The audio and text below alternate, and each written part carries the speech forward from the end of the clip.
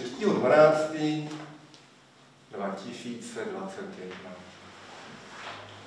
Za mlhou.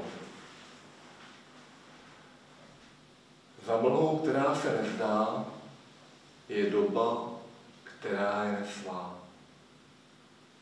Jsme pastýři svého života, jsme sladěni se svým epochem. Mlha je ztracení, mlha je vrácení. Mlha je hledání. Hledáním sebe. Je tady opět zima. Je tady opět smrt. Je tady i naděje. Pojďme v sebe. Ztratit se a nalézt život nelze podvést. A pokud ano, jaká je jeho daň? Mlha je ztracení, mlha je vracení, mlha je hledání. Jsme pastýři svého života. Jsme sladěni se svým epochem. Za mlhou, která se nezdá, je doba, která je neslá.